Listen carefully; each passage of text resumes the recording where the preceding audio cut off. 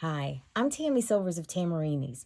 Let's talk hourglass units or quarter square triangle units. Let's talk about how we can make these quickly and accurately. And I'm going to give you a few options. Now, the suggested tools for you. We're going to be using the ever handy dandy Tucker trimmer. Now, I do want to go ahead and tell you, don't be alarmed by the little bubbles you see. I've put a coating on the top of my ruler to help minimize that glare that we're going to get from the lights. I'm also going to recommend the magic wand, and you're going to see why. This is going to make marking quick and easy. Yes, we're going to be doing some fabric marking. You're going to want fabric marking tools. Now, these are two of my favorite tools, and this is the Clover Choco Marker. And then the other one, this pink one, is the Sewline Fine Fabric Marker. Absolutely love it. I like having options because depending upon the color of the fabric that you're working with, you might need a different color so that it will show.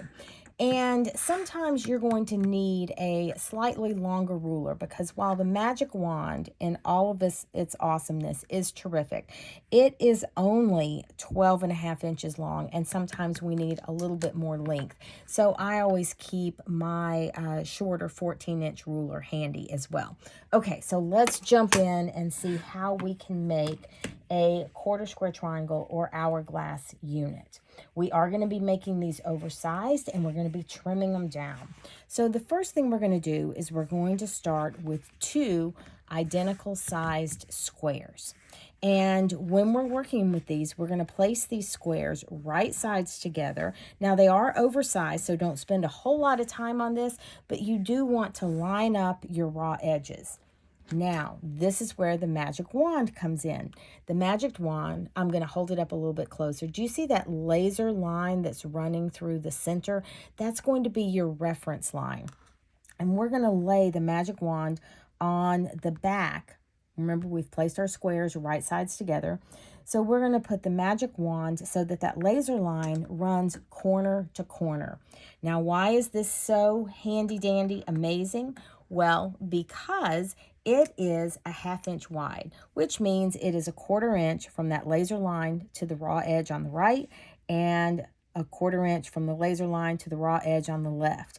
And if I place it so that that laser line is running corner to corner, I can take my fabric marking tool of choice and I can run it along the right side and I can run it along the left side of that square. And there you can see those are my drawn lines. These lines are my sewing lines. So I'm going to take this over to the sewing machine, and with the magic of video, or the fact that I've already done this ahead of time, I have sewn on those drawn lines. Now, FYI, a little tip from me to you, when you're sewing, try to use a neutral thread. I'm using black and white. You can't get much more contrast than that. But I'm not sewing with a white thread. I'm not sewing with a black thread. I'm sewing with a medium gray. Medium gray is just going to blend in, and it acts as a great neutral for everything. So I've sewn on those two drawn lines, and then what I'm going to do is I'm going to take, remember that 14-inch ruler that I told you to keep handy? I'm going to take that and I am going to simply cut down the middle so that I end up with two identical half square triangle units. Now, I'm going to recommend that you press your seams open. So this is my half square triangle unit, and there you can see I've pressed my seams open. Okay, now here's where your options come in. So option number one, you can place these units right sides together. So those are my pressed lines, and we need the opposite colors touching. So I've got black here on the top, I've got white on the bottom. I've got white here on the top, I've got black on the bottom. Now your challenge, should you choose to accept it, is to get these seams matched up perfectly. And I'm not being facetious, and no pressure, but it does need to be perfect if we want to have that beautiful intersection in the center. You want to check here at the end, are they matching up? But then take it a step further, fold that back, and see, is it matching here? Good so far. And then, is it matching over here? And I'm going to slide this up a little bit. It's off just a smidge, so I'm going to need to actually scoot that over. So now I've got to repeat the process and recheck again my alignment. Okay, now I'm going to be honest with you. You can use your magic wand at this point and do the same thing that we did before with that laser line corner to corner. But stop and think for just a minute. These half square triangles are oversized. We haven't trimmed them up. They might be a little wonky. So here's what I like to do. As much as I love the magic wand, there are some times when I need a regular ruler. And sorry, this ruler is not coated, so you're going to get a little bit of glare. But I take a line on my ruler and I place it on that seam line. Now, the other thing that I'm going to do is, and don't stress over this too much because remember, these are oversized. I have a line on my ruler on the seam line. The other thing I've done is I've taken the 1/4 inch line on this 14-inch long ruler and I've got it roughly running corner to corner so that I can take, and this time I'm going to use my Choco marker because I'm going to be marking on black as well as on white. But now I can take my marking tool of choice and I can go ahead and draw my sewing line. Now, I am going to have to turn this around and I'm going to have to do the same thing again. So if I place the 1/2 inch line on that line that I just drew, should still be able to keep my line on my ruler on that seam line, and I can repeat the process, creating my drawn line. Okay, so now these are again going to become my sewing lines. Now, you may not be a pinner, but I'm going to recommend, especially for this, if you're going to choose this method, to make sure that you pin. And what you can do, I'm a huge fan of what I call the pin test. So I'm going to pin on that line that I just drew.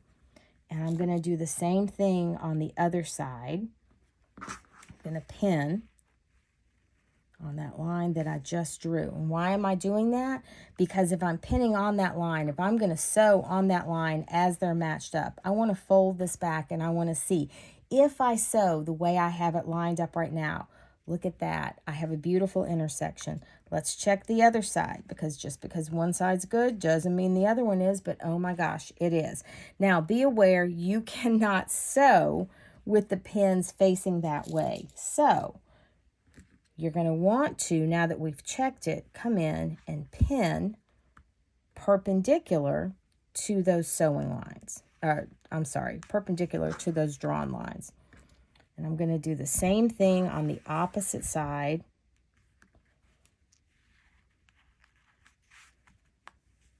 And I can take these out now.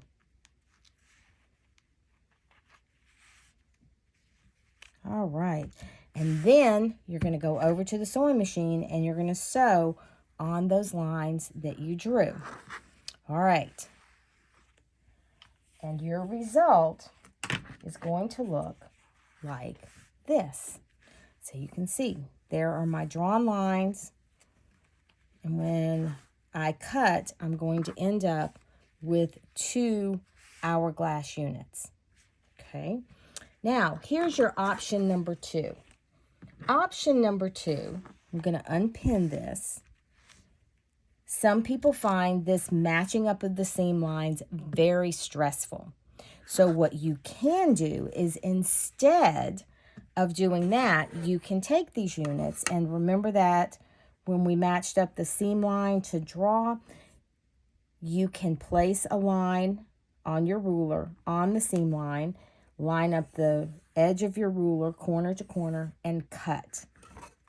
Now, you are going to have to make 2 half square triangles so that you have 2 units that are opposite of each other. And then some folks find this much easier to deal with, because I'm going to have 2 units And I can flip these over, right sides together. I can match up that intersection, and I can sew along this long edge.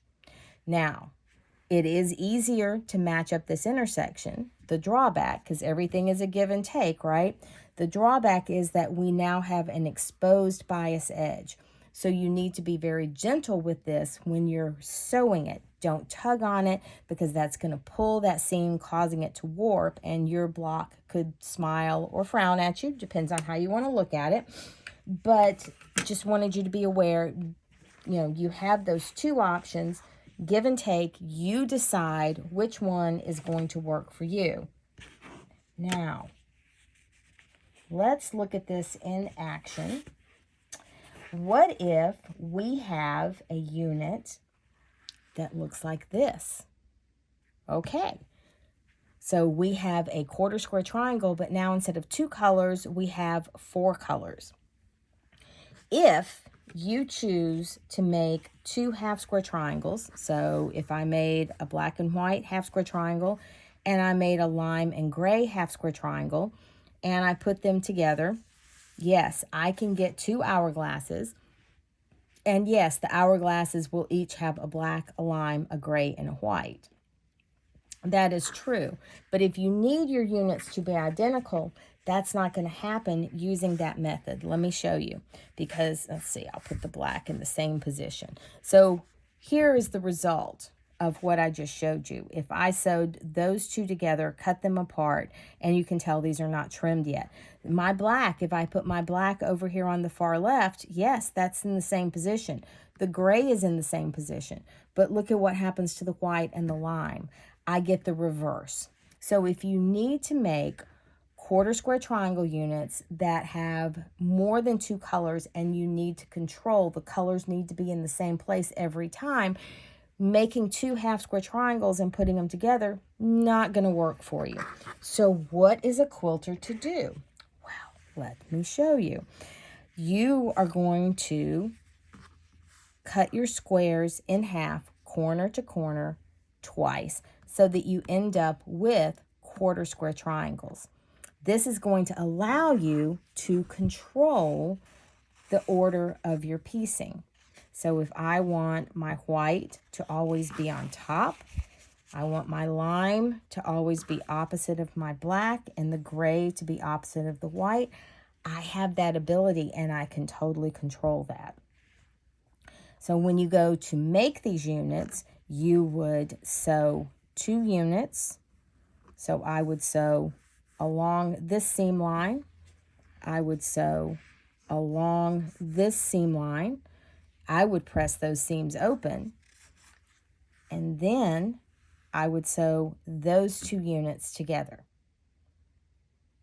So a little bit different. You're working with some exposed bias edges, but I know you'll be careful and everything will come out perfect, but you've got more control. All right, so let's talk about trimming this unit down. If we are going to use a traditional square, and nothing wrong with that, we would need to figure out the halfway point of whatever unit that we're going to be cutting this down to. So let's say we're going to trim this down to 4.5. Well, we would need to know that the halfway point of 4.5 is 2 1/4, and we would have to place that center on the intersection, which is great. And we've got that one diagonal line that's giving us reference.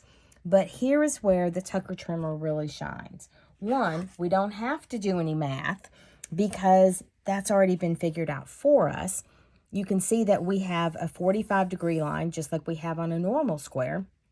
And then we have 45-degree lines running in the opposite direction. Now, the Tucker trimmer is designed specifically for trimming units down. That's what it's designed for. You're going to notice that you have one end that has a whole circle.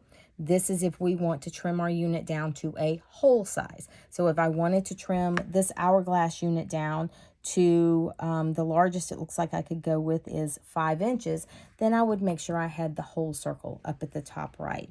If I want to trim it down to a half size, I'm going to use the corner that has the half circle. So I want to trim these down to 4.5 inches because that's going to give me a 4-inch finished unit. So I'm going to trim it down to 4.5. Once I subtract the seam allowances, when it's sewn in, it's going to finish out at 4 inches.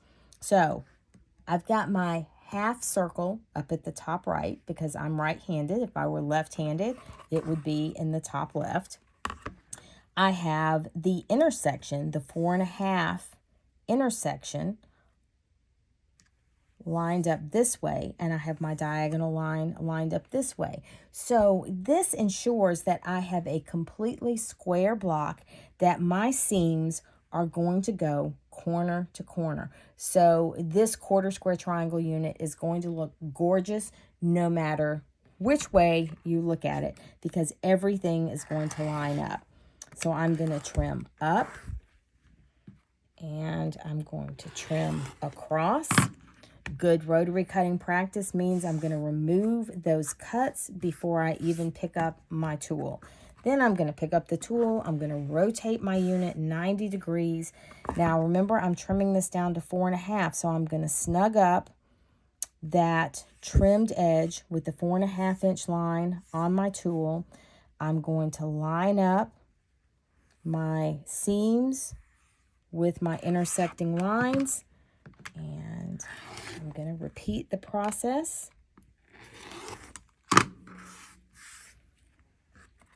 And the result, as you can see, is a lovely, accurate quarter square triangle. So I hope that helped. Until next time, happy stitching.